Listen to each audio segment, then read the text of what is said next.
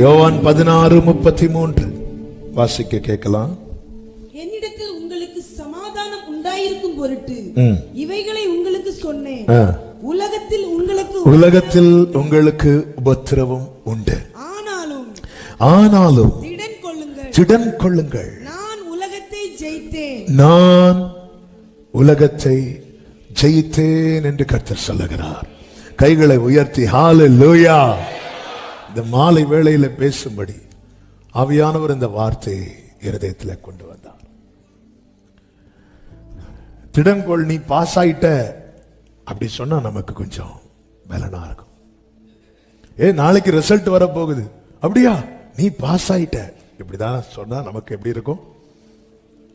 ஆனா இங்க ஆண்டவர் சொல்றாரு, உலகத்தில் உங்களுக்கு உபத்திரவம் உண்டு, ஆனாலும் திடன் கொள்ளுங்கள்,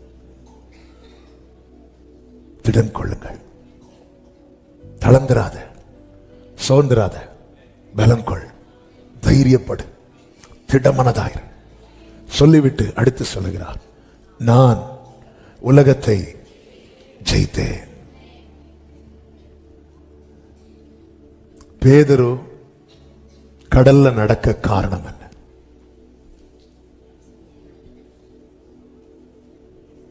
மொத்தம் அரை மணிக்கு தான், அதுக்குள்ள 5 பாயிண்ட் பேசணும். கரெக்ட், எனக்கு அந்த ஆன்சர் வரணும்.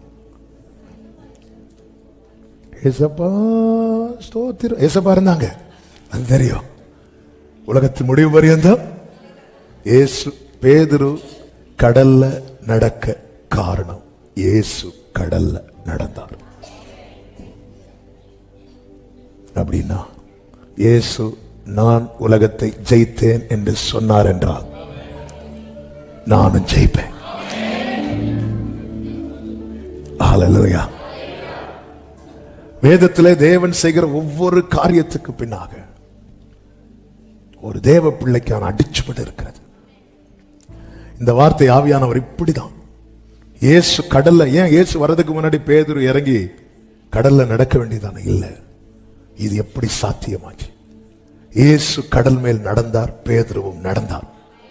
இடையில உள்ள போன, ஆனால் அவர் தூக்கி விட்டு திரும்பவும் தூக்கி அப்படியே போட்ல தூக்கி போடல, 2 பேரும் நடந்துதான் போறாங்க.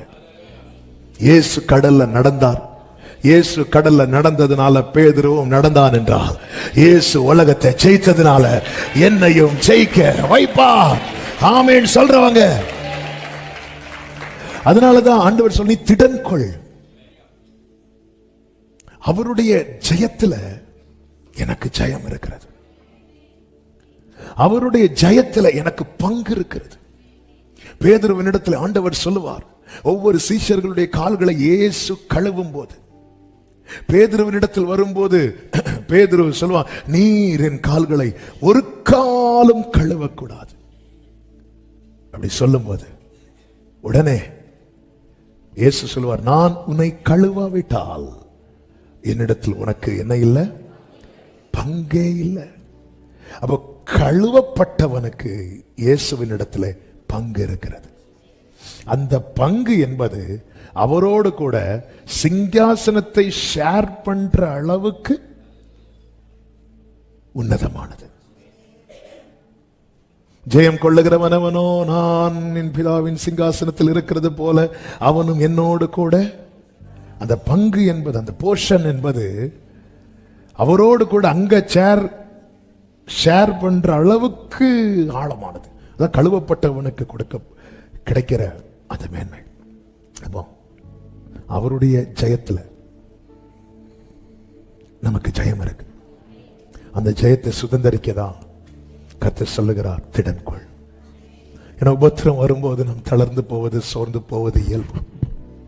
வேதம் சொல்லுகிறது, நீதிமொழிகள் 24:10, ஆபத்து காலத்தில் சோர்ந்து போவாயானால் உன் பலன் குறுகினது. என் முன்னாடி எனக்கு பிடிச்ச ஃபுட் இருக்கு, எனக்கு பிடிச்ச ஃபுட் இருக்கு, அது எனக்குன்னு வைக்கப்பட்டது, நான் சாப்பிடறதுக்குன்னு வைக்கப்பட்டது. எடுத்து சாப்பிட எனக்கு ஸ்ட்ரென்த் இல்லைன்னா அது இருந்து என்னத்துக்கு?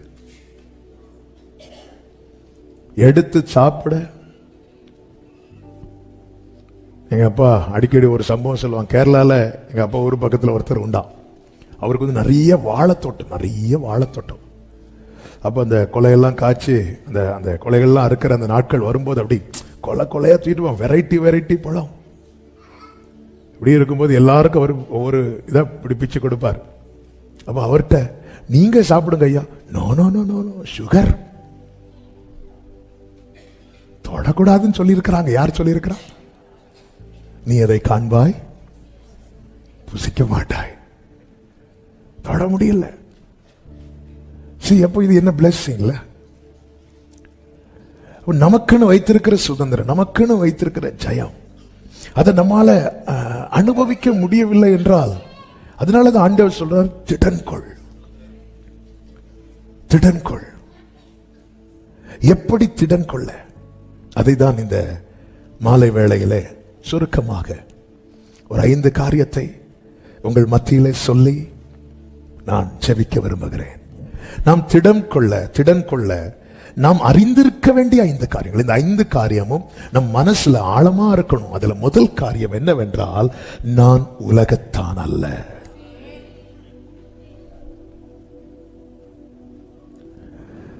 நீங்கள் உலகத்தாராய் இருந்தால் உலகம் தன்னுடையவர்களை என்ன செய்யுமா?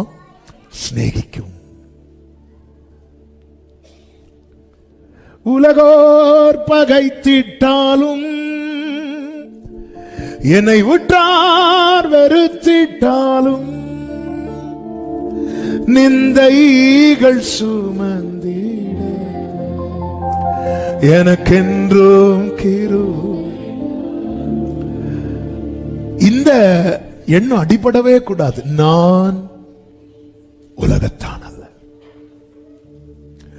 உங்களை அந்தகார இருளிலிருந்தும் ஆச்சரியமான ஒளியினிடத்திற்கு வரவழைத்தவர்களுடைய புண்ணியங்களை அறிவிக்க உங்களை ராஜரீக ஆசாரிய கூட்டமாய், அவருக்கு சொந்த ஜனமாய் கர்த்தர் தெரிந்தெடுத்திருக்கிறார். யோவான் சுவிசேஷம் 15:18 ஆண்டவர் இப்படி சொல்லுகிறார், உலகம் உங்களை பகைத்தால் அது உங்களை பகைக்கிறதற்கு முன்னே என்னை பகைத்தது என்று அறியுங்கள். ஏன் உலகம் இயேசுவை பகைத்தது? ஏன்னா இயேசு உலகத்தார் அல்ல. இயேசுவை குறித்து வேதம் என்ன சொல்லுகிறது? 1 கொரிந்தியர் 15வது அதிகாரத்திலே, கர்த்தருக்கு மகிமை உண்டாவதாக,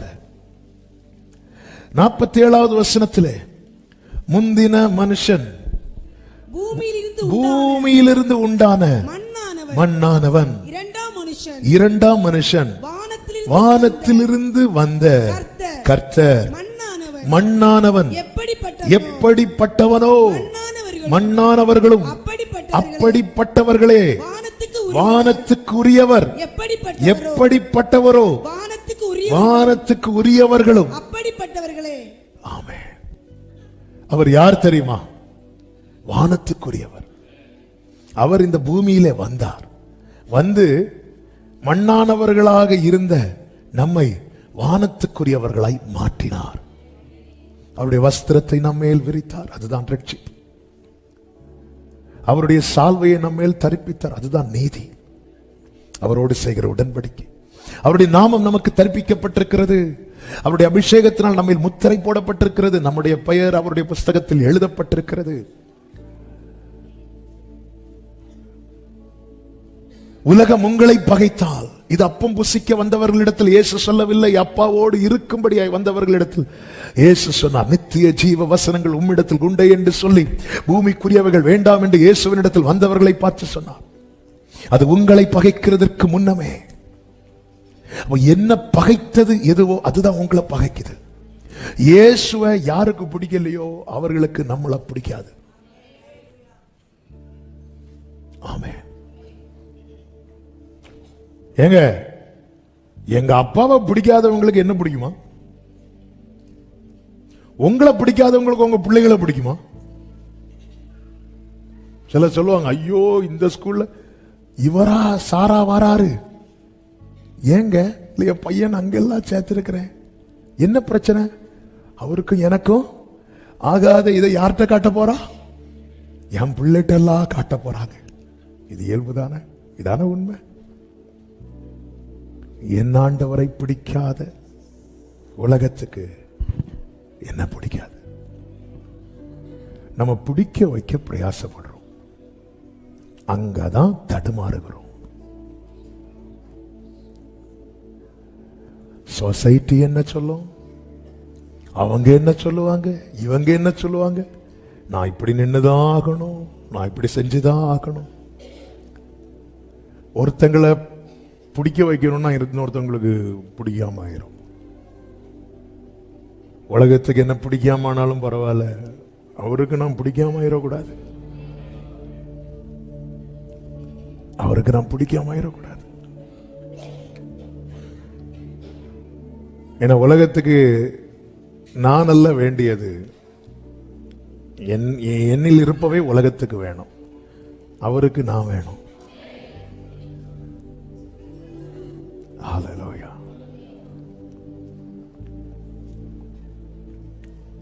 நான் உலகத்தான் அல்ல. இது நமக்கு சில நம்மளை பகைக்கும் போது, நெருக்கும் போது நம்ம மனசுல என்ன பகைக்கிறதுக்கு முன்னாடி ஏன் அப்பாவை பகைச்சாங்க, என்ன பகைக்கிறாங்க. சோ இது நமக்கு ஒரு கன்ஃபர்மேஷன். என்ன தெரியுமா? நான் உலகத்தான் அல்ல. நான் சொல்ற லைன்ல இருந்து சொல்லணும். நீங்க உள்ள வேண்டாத வேலையெல்லாம் செஞ்சுட்டு அவங்களுக்கு என்னெல்லாம் காயப்படுத்தணுமோ காயப்படுத்திட்டு வந்திருந்து அவங்க ஏதாவது செய்யும் போது நான் உலகத்தான் அல்லேன்னு சொல்லக்கூடாது. ஆண்டவர் சொல்ல, நீ தான் மொத்த உலகமே பாரு. ஆமே, நான் சொல்றது அவருடைய லைன்ல நின்னுட்டு, அவருக்கென்று நின்னுட்டு. அதே யோவான் 15:19 கர்த்தர் சொல்லுகிறார், நீங்கள் உலகத்தாரா இருந்தால் உலகம் தன்னுடையதை. இன்னைக்கு உங்களை பார்க்கவே பிடிக்க மாட்டேங்குது இல்ல? இதுதானங்க இந்த வசனத்தினுடைய அர்த்தம். உனக்கு பிடிக்கல பேதுரு, உன்னை பிடிக்கல யாருக்குமே. இப்போ நேற்று போட்டு ஃபுல்லா மீன் வச்சிட்டு இருக்கும்போது எல்லாருக்கும் பிடிச்சி, இப்போ என் கூட வரதுனால பிடிக்கல. ஏன்னா நீ உலகத்தாரா இருந்தால் உலகம் ஒண்ணு நேசித்திருக்கும். நீங்கள் உலகத்தாரா இராதபடியினாலும் நான் உங்களை உலகத்திலிருந்து தெரிந்து கொண்டபடியினாலும் உலகம் உங்களை பகைக்கிறது. அங்க கூட ஆண்டவர் எவ்வளவு ஆணித்தரமாய் சொல்லுகிறார், நீங்கள் என்னை தெரிந்து கொள்ளவில்லை, நான் உங்களை எங்கிருந்து தெரிந்தெடுத்தேன் தெரியுமா? இந்த உலகத்திலிருந்து. அதனால உலகத்துக்கு ஒண்ணு பிடிக்க மாட்டேங்குது. உலகத்துக்கு ஒண்ணு பிடிக்கலன்னா புரிஞ்சுக்கோ, பரலோகத்துக்கு ஒன்னதான் பிடிச்சிருக்கு. நல்ல கைகளை தட்டி. இது இயேசு யாரிடத்தில் சொல்லுகிறார்? இயேசு யாரிடத்தில் சொல்லுகிறார்? சீஷர்களிடத்தில் சொல்லுகிறார். இங்கிருந்தும் பதிலை நான் எதிர்பார்க்கிறேன். இப்ப சொல்லுங்க. அதாவது கோல் அடிச்ச போஸ்ட்லயே போய் திருப்பி கோல் அடிக்க கூடாது. அடுத்த கொஸ்டினுக்கு நீங்க ஆன்சர் சொல்லணும். இப்போ இயேசு சீஷர்களிடத்துல சொல்லுகிறார். அப்படியே சொல்லி முடிச்சிட்டு இயேசு பிதா கிட்ட இப்ப சொல்றார். யோவான் 17:16, நான் உலகத்தான் அல்லாதது போல அவர்களும் உலகத்தார் அல்ல. என் இயேசு என்கிட்ட என்ன சொல்றாரோ, என்கிட்ட சொன்னத பிதா கிட்ட சொல்லுவார். ஹல்லேலூயா. அதனாலதான் காத்துக்கொள்ளும் பிதாவின் வலது பாரிசத்திலிருந்து அவர் எனக்காக வேண்டிக் கொள்ளுகிறார். அப்பா, நான் உலகத்தான் அல்லாதது போல. ஆமென். எந்த பிள்ளையுமே இப்படி சொல்ல மாட்டாங்க. எந்த பிள்ளைகளுமே சொல்ல மாட்டாங்க, உங்களுக்கு நான் தானே ஃபர்ஸ்ட், நான் தானே பெஸ்ட், இப்படிதான் சொல்லுவாங்க.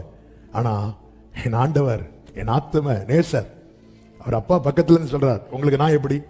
அப்படிதான். ஹல்லேலூயா. நித்திடன் கொள். நான் அப்பாக்கு எப்படியோ அப்பாக்கு நீயும் அப்படி. நீ கொஞ்சம் ஸ்ட்ராங்கா நின்னுட்டேன்னா இந்த நான் ஜெயிச்சதே உனக்கு வேண்டிதான். ஆண்டவர் 3.5 வருஷத்துல என்னைக்காவது போர் அடிக்குதுன்னு சொல்லி வேற எங்க போனாலும் இயேசுவை டிஸ்டர்ப் பண்ணுவாங்க. எங்க போனாலும் இயேசு தனித்திருக்கும்படி வனாந்தரமான ஒரு இடத்துக்கு போனார் என்று பைபிள்ல இருக்கு. அங்கேயும் வந்துட்டாங்க. ஒரு வீட்டுக்குள்ள போய் ஓய்வெடுக்க போறார், வந்து இருக்கிறாங்க. அவன் எங்கேயும் இயேசுவை தேடி வராம இருக்கணும்னா ஒரே இடம் தான் உண்டு. கடல்ல பாதி தூரம் நடந்து போய் அப்படியே ஒரு வாக்கிங் போயிட்டு வந்தார்னா ஒருத்தர் போவாங்களா? கையில அப்பம் வச்சாலும் போவாங்களா? ஆனா இயேசு கடல்ல நடந்தது, பேதுருவை நடக்க வைக்கணும். இயேசு உலகத்தை ஜெயித்தது, என்ன ஜெயிக்க வைக்க. நல்ல கையை தட்டி ஆமென் சொல்லுங்க. இரண்டாவது, யோவான் 16:33. என்னிடத்தில் உங்களுக்கு சமாதானம் உண்டாயிருக்கும் பொருட்டு இவைகளை உங்களுக்கு சொன்னேன். உலகத்தில் உங்களுக்கு உபத்திரவம் உண்டு, ஆனாலும் திடன் கொள்ளுங்கள். ஆண்டவர் என்ன சொல்லுகிறார்? ஒரு தேவ பிள்ளை எதுல திடப்படணும் தெரியுமா? எனக்கு யாரிடத்தில் சமாதானம் உண்டு? சத்தமா சொல்லுங்க. அதன் அர்த்தம் என்ன? நீ தளரும் போது எப்ப வேணாலும் ஓடிவா, என்கிட்ட உனக்கு சமாதானம் உண்டு. நீ தளரும் போது, நீ சோர்ந்திருக்கும் போது யாரையோ தேடாத, யாரையோ தேடாத, உலகத்துல சமாதானத்தை தேடாத, அவரிடத்துல கேளு. ஆண்டவர் சொல்லுகிறார், என்னுடைய சமாதானத்தை உங்களுக்கு வைத்து போகிறேன், உலகம் கொடுக்கிற பிரகாரமாக அல்ல. அதனாலதான் தாவீது சொல்லுகிறான், நான் எப்பொழுதும் வந்து அடையத்தக்க கண்ம. நான் எப்ப வேணாலும் வருவேன், என்ன எப்போ காயப்படுத்துவாங்கன்னே தெரியாது. நான் தூங்கிட்டு இருந்தேன், என்ன தட்டி எழுப்பி காயப்படுத்துவாங்க. ஒரு சகோதரி சொன்னாங்க, சில டைம் புருஷன் நைட்டு 10-11 மணி அவன் வீட்டு வர்றதுக்கான், வந்துட்டு அப்படி குடிச்சிட்டு வருவாராம். வந்துட்டு சாப்பாடுலாம் எடுத்து வச்சிருக்கணும். இவங்க தூங்கிடுவாங்க, பிள்ளைங்களை, சின்ன பிள்ளைங்களை தூங்க வச்சுட்டு தூங்கிடுவாங்க. அதுக்கப்புறம் சாப்பிட்டு முடிச்சுட்டு அவருக்கு தூக்கம் வரலன்னா இவங்களை எழுப்பி அடிப்பாங்களாம். என்ன டைம் பாஸ்ன்னு தெரியல. அதுக்கப்புறம் சரியா வாங்கினார், அது வேற. அவங்க அடிக்கல, திருப்பி ஆண்டவர் ஒரு வழிக்கு கொண்டு வந்து இப்ப நல்ல பிள்ளை மாதிரி வந்திருந்து கையை தட்டி ஆராய்ச்சிட்டு இருக்கிறான். அதனால வலி வேதனை எப்ப வரும்னு தெரியாது. அதனாலதான் தாவீது சொல்லுகிறார், நான் எப்பொழுது வந்தடையத்தக்க கண்மலையாயிரும், அதனால் என்னிடத்தில் உனக்கு சமாதானம். பாரு, நீ தளர்வ, சிலர் செய்யறது, சிலர் உன்னை பகைக்கிறது. நேத்து வர உன்னை தூக்கி கொண்டாடின சொந்தங்கள் நாளைக்கு உன்னை வேண்டான்னு தூக்கி எறிவாங்க. நீ சோர்ந்துருவ, வேற எங்கேயும் ஓடி போயிடாத. என்னிடத்தில் உங்களுக்கு சமாதானம் உண்டு, இயேசுவினிடத்தில் உண்டு. அப்ப எந்த ஒரு சோர்ந்து போகிற, தளர்ந்து போகிற காரியம்னாலும் இயேசு கிட்ட போன சால்வாயிரும். இது நம்ம மனசுல இருக்கணும், அப்பதான் திடன் கொள்ள முடியும். மூன்றாவது 16:20 வாசிங்க. மெய்யாகவே மெய்யாகவே நான் உங்களுக்கு சொல்லுகிறேன், நீங்கள் அழுது புலம்புவீர்கள், உலகமோ சந்தோஷப்படும். அப்ப ஒரு காரியம் நல்லா புரியுதா? உலகம் எதுல சந்தோஷப்படுதோ அதுல ஒரு தேவ பிள்ளைக்கு என்ன இல்ல? சந்தோஷம் இல்ல. உலகம் எதுல சந்தோஷப்படுதோ, ஏன்னா சோதோம் பட்டணத்தார் பாவத்துல சந்தோஷப்பட்ட போது, சோதோம்ல யார் இருந்தா? லோத்து இருதயத்தில் எப்படி இருந்தான் தெரியுமா? வாதிக்கப்பட்டு கொண்டிருந்தான். உலகத்தானுடைய சந்தோஷம் ஒரு தேவ பிள்ளைக்கு சந்தோஷம் கிடையாது. அவனுடைய இருதயம் அதுல வாதிக்கப்படும். அதான் ஆண்டவர் சொல்லுகிறார், மெய்யாகவே மெய்யாகவே நான் உங்களுக்கு சொல்லுகிறேன், நீங்கள் அழுது புலம்புவீர்கள், உலகமோ சந்தோஷப்படும். பெலிஸ்தியர் கொண்டாடின போது சிம்சோன் அழுது கொண்டிருந்தான். நீங்கள் துக்கப்படுவீர்கள், ஆனாலும், எல்லாரும் சொல்லுங்க, சத்தமா சொல்லுங்க, உங்கள் துக்கம் சந்தோஷமாய் மாறும். ஹல்லேலூயா, ஹல்லேலூயா. எதை மனசுல இருக்கணும் தெரியுமா? இன்னைக்கு நான் எதுல துக்கப்படுறேனோ, எதுல அழுது புலம்புறேனோ, இது எல்லாமே எனக்கு சந்தோஷமாய் மாற போகிறது. நம்புறவங்க மட்டும் நல்ல கைகளை தட்டு.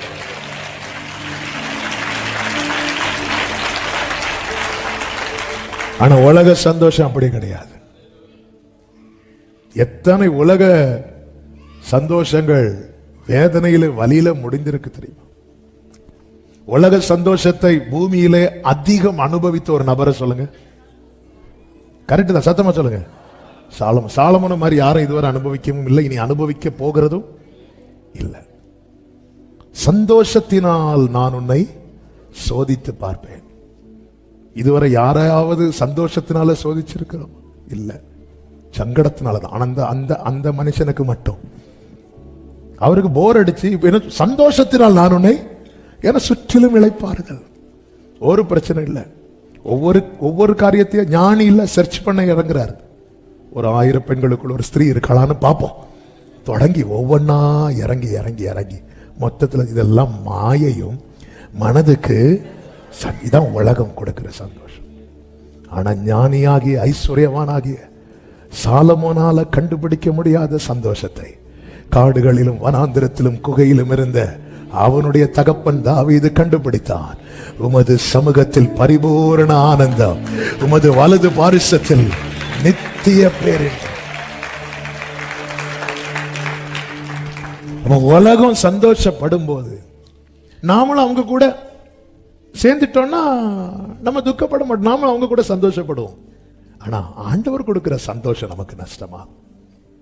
ஆண்டவர் கொடுக்கிற சந்தோஷம் என்பது என்ன? கர்த்தரால் மீட்கப்பட்டவர்கள் ஆனந்த களிப்புடன் பாடி சீயோனுக்கு வருவார்கள், நித்திய மகிழ்ச்சி. இதுதான் நித்திய மகிழ்ச்சி. ஆண்டவர் கொடுக்கிற சந்தோஷத்தை யாருக்கும் பறிக்க முடியாது. அது நித்தியமா இருக்கும். என் புலம்பலை ஆனந்த களிப்பாய் மாற பண்ணுகிறீர். உலகம் கொடுக்கிற சந்தோஷம் இன்னைக்கு இருக்கும், நாளைக்கு இருக்காது. ஆண்டவர் கொடுக்கிற சந்தோஷம் என்னைக்குமே இருக்கும். ஒரு விசை பவுல ரொம்ப காயப்படுத்திடுவாங்க. ஆனாலும் பவுலுக்குள்ள இருக்கிற சந்தோஷம் போகல. அவர்கள் சந்தோஷத்தினாலும், அப்போஸ்தலர் 13 கடைசி 2 வசனத்தை வாசிங்க. அப்போஸ்தலர் இவர்கள் தங்கள் கால்களில் படிந்த தூசி. முந்திரம் 50ல இருந்து வாசிங்க. யூதர்கள் பக்தியும் கனமும் உள்ள ஸ்திரீகளையும் பட்டணத்து முதலாளிகளையும் பவுலையும் பர்னபாவையும் துன்பப்படுத்தும்படி செய்து தங்கள் எல்லைகளுக்கு புறம்பே அவர்களை துரத்தி விட்டார்கள். இவர்கள் தங்கள் கால்களில் படிந்த தூசியை அவர்களுக்கு எதிராக உதறி போட்டு இக்கோனியா பட்டணத்துக்கு போனார்கள். சீஷர்கள் சந்தோஷத்தினாலும் பரிசுத்த ஆவியினாலும் நிரப்பப்பட்டார்கள். அவ்வளவு ஒரு இடத்துக்கு போறாங்க, வேதனைப்படுத்தி அனுப்புறாங்க. இவங்க அழுதுட்டு இருக்கல, இவர்கள் சந்தோஷத்தினால் நிரப்பப்பட்டார்கள். The disciples were filled with joy with the Holy Spirit. அது ஆவியில நிரம்பி, நம்ம அந்நிய பாஷை பேசுறதெல்லாம் இருக்கு, ஆவியில நிரம்பி சந்தோஷப்படுறோமா? அந்த சந்தோஷம் அது படுறோமா? ஆவியில நிரம்பி அப்போஸ்தலர் 2ல அந்நிய பாஷை பேசுறாங்க, இங்க சந்தோஷப்படுறாங்க. கர்த்தருக்குள் மகிழ்ச்சியா இருப்பதே உங்கள் பலன். அப்ப ஒரு தேவ பிள்ளை எதுல திடன் கொள்ளணும்னா, இன்னைக்கு நான் சந்திக்கிற வேதனை நிரந்தரம் கிடையாது. இந்த வேதனைக்கு பின்பதாக என் தேவன் தருகிற சந்தோஷம் நிரந்தரம். இந்த கண்ணீர் நிரந்தரம் கிடையாது, இந்த துக்கம் நிரந்தரம் கிடையாது, இந்த புலம்பல் நிரந்தரம் கிடையாது. எத்தனை பேர் ஆமென் சொல்லுவீங்க? உங்கள் துக்கம் சந்தோஷமா. அபிஷேகம் பெற்ற தேவ பிள்ளைங்க இத கேளுங்க. அப்போஸ்தலர் 13:52 கேளுங்க. எப்ப கேட்டாங்க தெரியும்? எப்ப நடந்துச்சு தெரியுமா? துன்பப்படுத்தப்பட்டு வந்தார்கள். நன்மைக்காக அவங்க கிட்ட போறாங்க. அவங்க எல்லாரும் என்ன பண்றாங்க பாருங்க. 50வது வசனம், யூதர்களில் கனமுள்ளவர்கள், பக்தியுள்ள கனமுள்ள ஸ்திரீகளை, பட்டணத்து முதலாளிகளை. என்ன வேடுங்க? சில இடத்துல பார்த்திருக்கீங்களா? ஆளை பார்த்து பேசுவாங்க, சிலரை தொடமாட்டாங்க. அவங்களுக்கெல்லாம் கும்பிட்டு போட்டு இந்த பவுலையும் பர்னபாவையும் போட்டு அடின்னு அடிக்கிற. அடினா வார்த்தையில துன்பப்படுத்தும்படி செய்துட்டு சிலரெல்லாம் தொடமாட்டாங்க. அவங்கள பத்தி விளையாட்டு கூட பேச மாட்டாங்க. யூதர்கள் பக்தியும் கனமும் உள்ள ஸ்திரீகள், கனமுள்ள, அவங்கெல்லாம் பெரிய ஆட்கள். அவங்களெல்லாம் யாரும் அவங்க கிட்ட அவங்க வாழ்க்கை கண்ணா பின்னான் இருக்கும். வாழ்க்கை நல்லாவே இருக்காது, அவ்வளவு மோசம். ஆனா தொட மாட்டாங்க, ஏன்னா அவங்க எல்லாம். ஆனா கிறிஸ்தவுக்குள்ள இருக்கிற இந்த பவுலையும் பர்னபாவையும் எப்படியெல்லாம் காயப்படுத்தணுமா காயப்படுத்தி, எப்படியெல்லாம் சங்கடப்படுத்தணுமோ சங்கடப்படுத்தி துரத்தி விட்டார்களாம். இவங்க வந்திருந்த அழுவாங்கன்னு சாத்தான் பார்த்துட்டு இருந்தான். இவங்க வந்ததும் அவங்க எதால நிரப்பப்பட்டாங்க தெரியுமா? சந்தோஷத்தால.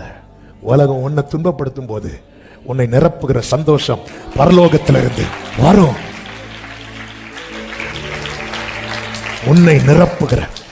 எல்லாரும் வலது கரத்தை உயர்த்தி இந்த வார்த்தையை விசுவாசத்தோட அறிக்கை செய்யணும். உலகம் என்னை துன்பப்படுத்தும் போது, சத்தமா சொல்லும், உலகம் என்னை துன்பப்படுத்தும் போது என்னை நிரப்புகிற சந்தோஷம் பரத்திலிருந்து வரும், பரிசுத்த ஆவியினால் வரும். சத்தமா ஆமென். மிகுந்த ஆனந்த சந்தோஷம் என் கர்த்தர் என்னோடு இரு. அப்போ நீங்க ஒரு இடத்துல போய் உங்களை ஹர்ட் பண்றாங்கன்னா வீட்டுக்கு போக ரெடியாக. எதுக்கு தெரியுமா? ஓன்னு கதவை அடைச்சிட்டு பெட்ல விழுந்து அழுறதுக்கு இல்ல, நிரப்பப்பட நிரப்பப்பட நிரப்பப்பட. ஹல்லேலூயா.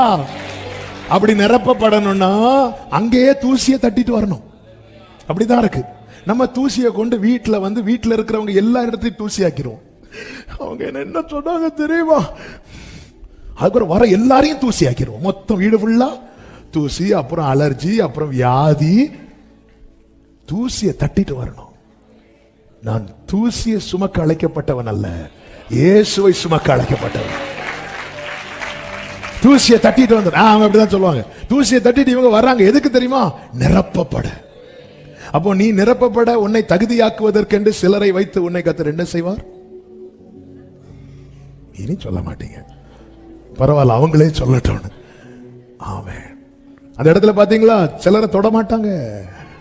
ஸ்திரீகளில் கனம் உள்ளவர்கள் அவங்களும், அவங்க எப்படி வாழ்ந்தா என்ன, அவங்கெல்லாம் பெரிய ஆட்களையும். இங்க பாரு, கிறிஸ்துவுக்குள் இருக்கிறவனுடைய வாழ்க்கையை யாருக்குமே குறை சொல்ல முடியாது. அவங்க கிறிஸ்துவுக்குள் இருக்கிறத தான் குறை சொல்லுவாங்க. இங்க பாரு, போயிட்டான் பாரு சொல்ல முடியும். ஏன்னா அவங்களுக்குள்ள அந்த தெய்வ பயம் இருக்கும். அவங்க வாழ்க்கை டியூன் ஆகிட்டே இருக்கும். அவங்க வாழ்க்கை அழகாயிட்டே இருக்கும். ஒண்ணுமே இருக்காது, ஆனா அவங்கள பார்க்க எப்படி இருப்பாங்க தெரியுமா?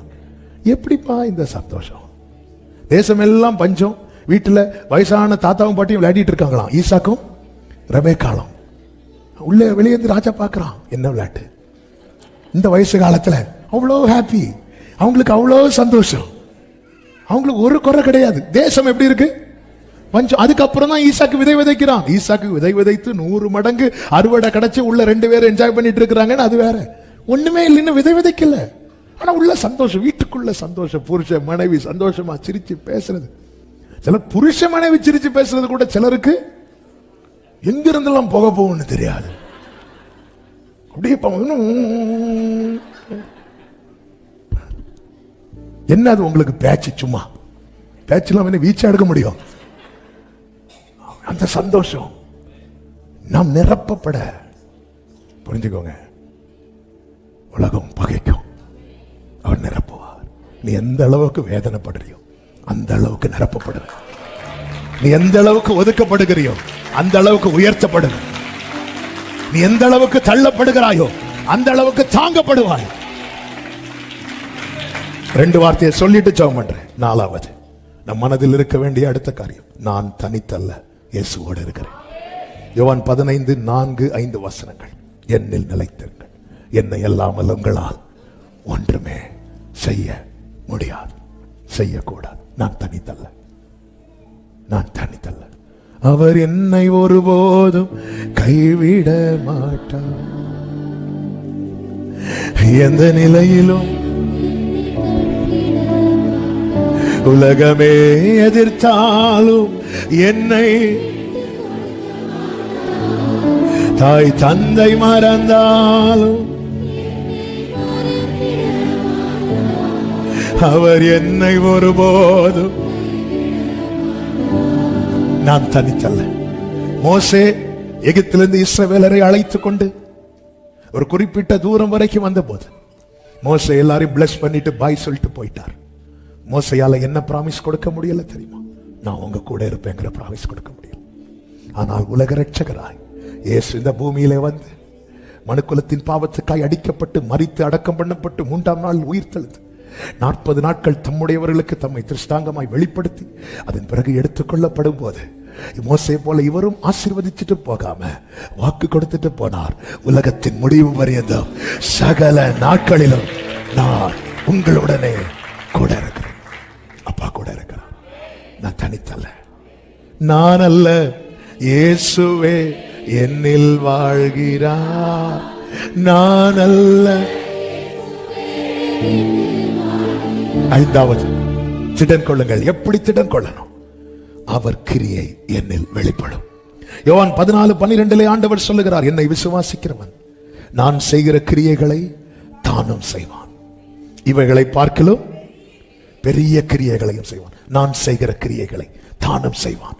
நான் செய்கிற கிரியைகளை அப்படின்னா இயேசு இந்த பூமியிலே சஞ்சரித்த நாட்களில் என்னென்ன அவரிடத்தில் வெளிப்பட்டதோ அது என்னிலும் வெளிப்படும்படிக்கு தேவன் எனக்கு. எத்தனை பேர் ஆமென் சொல்வீங்க? இயேசுவை நம்புவே, நாளெல்லாம் நான் பின்பற்றுவே, என்னை வெட்கப்பட்டு திடன் கொள்ளுங்கள், நான் உலகத்தை ஜெயித்தேன். திடன் கொள்ளுங்கள். இவர் நான் செய்யறத அவனும் விசுவாசிக்கிறவன். அந்த இடத்துல சீஷர்கள் ஒரு 11 பேர் இருக்கிறாங்க. அந்த 11 பேருக்கும் என்று சொல்லாமல் விசுவாசிக்கிறவன் என்கிற ஒரு பதத்தை கர்த்தர் சொல்லி அதுக்குள்ள என்ன உங்களை எல்லாம் கொண்டு வந்துட்டார். ஆண்டவருடைய ஜெபம் கூட அப்படிதானங்க இருந்துச்சு. யோவான் 17:20 வசனத்துல வாசிங்க. நான் இவர்களுக்காக வேண்டி, இந்த இவர்களுக்காக என்ன யாரு? சீஷர்கள். இவர்களுக்காக வேண்டிக் கொள்ளுகிறதும் அல்லாமல் இவர்களுடைய வார்த்தையினாலே என்னை விசுவாசிக்கிறவர்களுக்காகவும் வேண்டிக் கொள்ளுகிறேன். ஹல்லேலூயா. அப்ப அன்னைக்கு 11 பேரை இருத்தி வச்சுட்டு நமக்காகவும் பிதாவை பார்த்து, நான் உலகத்தான் அல்லாதது போல இவர்களோன்னு கை காட்டும் போது அதுல என்னையும் கை காட்டினார், உங்களையும் கை காட்டினார். நான் இவர்களுக்காக மட்டும் வேண்டிக் கொள்ள, நம்மளும் கேட்டு விசுவாசிச்சவங்க தானங்க. அந்த சுவிசேஷம் 4 திசையிலும் பரவின போது நம்மிடத்தில் கிருபையாய் வந்ததே. நமக்காக நம்ம எத்தனை முற்பிதாக்கள் தோன்று முன்னமே இயேசு ஜெபம் பண்ணி இருக்கிறார் பாருங்க. இயேசுவின் ஜெபம் பிதாவுக்கு முன்பாக, அவர்களுக்காக வேண்டிக் கொள்ளுகிறேன். இவர்களுக்காக வேண்டிக் கொள்வதும் இல்லாமல் அவர்களுக்காக. அடுத்த வசனம், அவர்கள் எல்லாரும் ஒன்றாயிருக்கும். அதுல யார் வந்துட்டா? இவர்கள் எல்லாரும் யாரு? சீஷர்கள் மட்டும். அவர்கள் எல்லாரும் இந்த யோவான் 17 வீட்டுல படிங்க. இவர்களும் சொல்லியிருப்பாரு, அவர்களும் சொல்லியிருப்பாரு. அவன் அதனாலதான் இயேசு ரத்தத்தை எடுத்து, ரத்தத்தின் அடையாளமா ரசத்தை எடுத்து, இது அநேகருக்காக சிந்தப்படுகிற, மொத்தம் இருக்கிறது 12 பேர். அதுல ஒருத்தன் இப்ப ஜூட்டு விடுவான். யாரு? யூதாஸ். ஆனா இயேசு பாத்தீங்களா, அப்பவே என்ன பார்த்துட்டாரு. உமழகான கண்கள் என்னை கண்டதாலே முடிந்ததென்று நினைத்த நான் உயிர் வாழ்கின்றேன். யாரும் அறியாத என்னை நன்றாயறிந்து தேடி வந்த நல்ல நேசரே, யாரும் நன்றாய் அறிந்தவரே, லவ் யூ பா. ஆமென். அழகா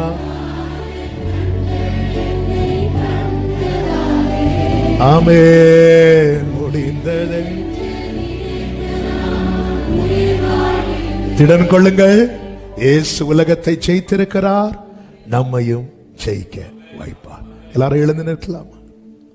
தூக்கி எறியப்பட்ட, ஓ எஸ், சேர்த்து கொண்ட, ஆமென். தூக்கி வேண்டும் என்று சேர்த்து கொண்டவரே. எத்தனை பேர் மனதார ஆண்டவருக்கு தேங்க் பண்ண போறீங்க? ஆண்டவரே, என்னை உலகத்திலிருந்து தெரிந்தெடுத்ததற்காக ஸ்தோத்திரம். அப்படி சொல்றவங்க உங்க வலது கரத்தை உயர்த்தி, உங்க இடது கரத்தை இருதயத்தில் வைத்து, ஆண்டவரே, எத்தனையோ பேர் அப்பா, பேதுரு, யோவான், யாக்கோபு, அந்திரேயா, பவுல் என பெரிய லெஜண்ட்ஸ் இருக்கிற வரிசையில எதற்குமே உதவாய்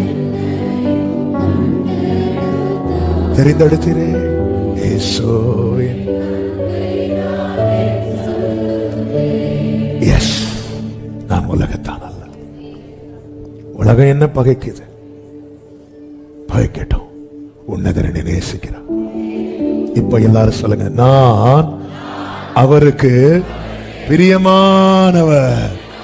பிரியமானவர். நல்ல கைகளை தட்டி ஆமென் என்று சொல்லுங்க. ஆமென். ஆமென். நல்ல தகப்பனை, இரக்கமுள்ள தேவனை, நன்றி. உம்முடைய திவ்ய பிரசன்னத்துக்கு ஸ்தோத்திரம். இதனால உங்க சமூகத்தில் எங்களை கொண்டு வந்து பாட, துதிக்க, ஆராதிக்க வைத்து, ஜெபிக்க வைத்து எங்களோடு பேசினீர், திடப்படுத்தினீர், தளர்ந்திருந்தோம் சில காரியங்கள் நிமித்தம். தட்டி எழுப்பிட்டீங்கப்பா. நீங்க ஜெயிச்சிட்டீங்க, எங்களை ஜெயிக்க வைக்க போறீங்க. அதற்காக ஸ்தோத்திரம். ஒவ்வொருவர் மேலும் உமது கொடி ஏற்றப்படுவதாக. தேவ சமாதானம் கிருபை ஒவ்வொருவரையும் ஆட்கொள்வதாக. மகிமை கனம் துதி ஸ்தோத்திரம் அனைத்தும் ஒருவருக்கே செலுத்துகிறோம் இரட்சகர் இயேசு கிறிஸ்துவின் நாமத்தில் பிதாவே, ஆமென். சேர்ந்து சத்தமாய் சொல்லுவோம். என் ஆத்துமாவே என் முழு உள்ளமே பரிசுத்தமாய், என் ஆத்துமாவே கர்த்தரை ஸ்தோத்திரம். கர்த்தர் செய்த சகல உபகாரங்களை மறவாதே. ஆமென். ஹல்லேலூயா. God bless you.